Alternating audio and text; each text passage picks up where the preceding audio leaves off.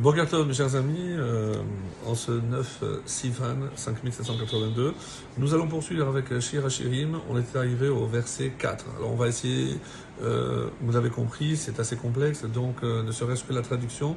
Donc on va essayer de faire au moins 2 versets par petite session matinale.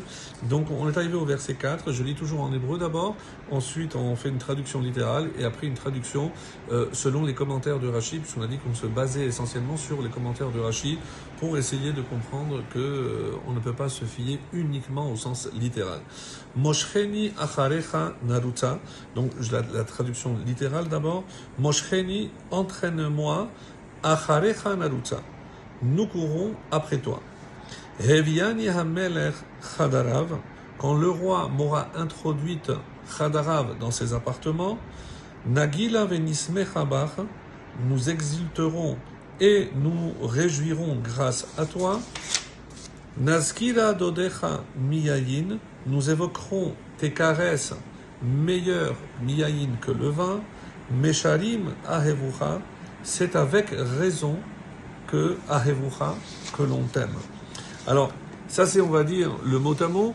Maintenant, à la lumière du commentaire de Rashi, voilà ce que ça aurait pu donner. Donc, dès la première allusion à ton désir de m'attirer, autrement dit, c'est toujours, comme on l'avait expliqué hier au Matan Torah, où Hachem a voulu faire du peuple juif son peuple, nous nous sommes précipités avec une foi parfaite. Une allusion, bien entendu, à Naaseh Venishma. On n'a pas demandé, comme les autres nations, mais qu'est-ce que contient ta Torah? On s'est précipité à ta suite, Bad dans le désert, donc comme le dira l'Erter Acharer Bamidbar, comme dira le prophète.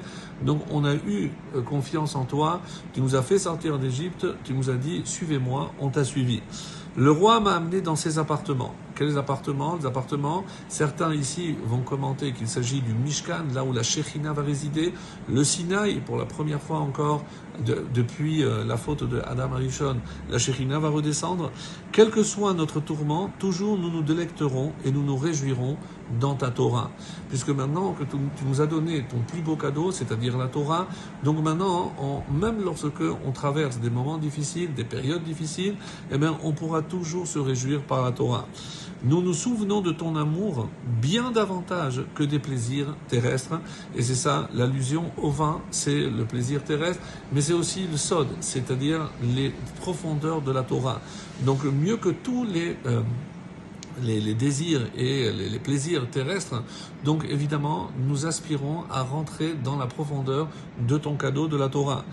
Et sans réserve, il t'aime, donc on ne met pas de conditions. Et ça, c'est extrêmement difficile.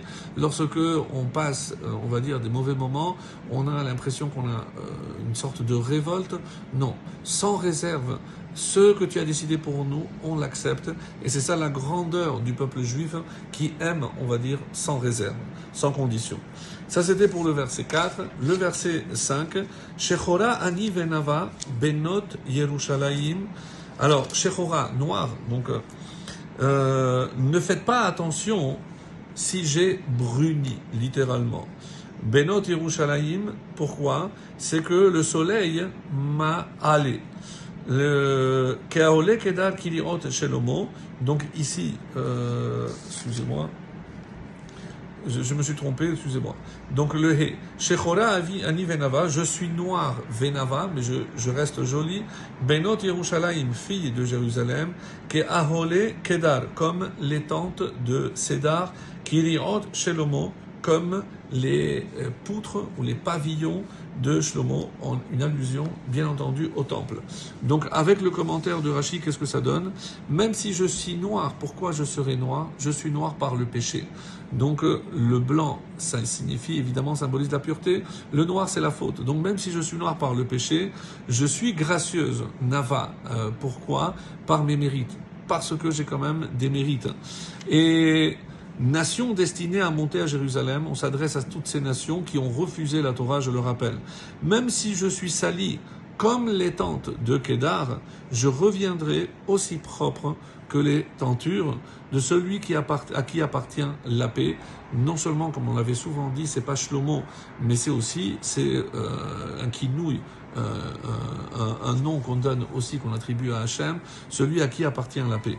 Et Voilà, on va arrêter aujourd'hui pour Shir HaShirim. Donc on reprendra si Dieu veut demain au verset 6. Excellente journée à tous.